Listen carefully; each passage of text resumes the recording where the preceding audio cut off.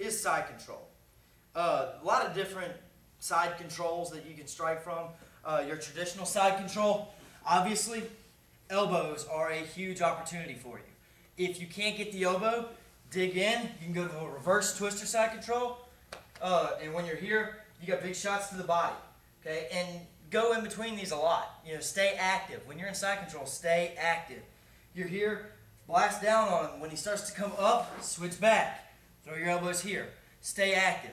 From case to gatami, right here, you switched, big elbows. Another opportunity that you have, a lot of guys will come up on their side and will really try to get their head in tight, because right here, now I can't really elbow them that effectively. Well, you have a different opportunity as well. From here, when I'm here, you know, you're working on some of your different locks from Kesa, trying to lock your opponent's arm up. If you can get here, I mean, obviously you can beat them pretty badly. But what you want to think about the reason that you're trying to strike him. One, obviously to knock him out. But two, you can end this fight pretty effectively with a cut. The elbow is a big cutting utensil, but so are the knuckles. One of the things that we do that we call raindrops is, instead of big punches, if our opponent is way up high or whatever the case is, if we can't really, you know, every time we go to strike, he's putting this arm up, and he's deflecting it, or he's covering up, whatever the case is, we're having a hard time getting big strikes off. One of the things you can do is, I like to crank him up, and then literally, just like you're knocking on a door, you're going to knock right above his eyebrow and rake straight down.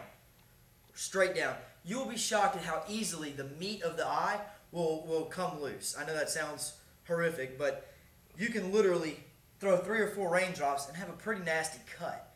This isn't something you want to do all day. You don't want to just sit here and knock on the guy's forehead until he's bleeding to death. But that is a good way to open up a cut or to force him to move.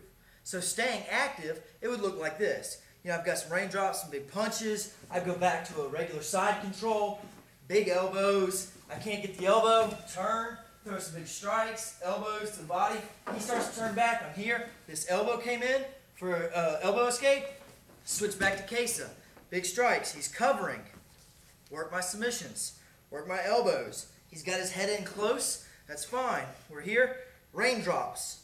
Big punch. This is kind of how you want it to be. And also, don't get in a rush. That's one of the biggest mistakes. People would go crazy. They start these big looping punches, and they don't realize, oh, the guy just took my back, now I'm getting choked. So I landed 2 big shots, but then I got choked out. Stay calm, stay slow. We're here. We want to throw our good shots. If he's covering, this is no longer a good shot. Effectively, we can utilize that by going down, now throwing 1 big shot. It doesn't have to happen all at once. Make it a well-rounded attack.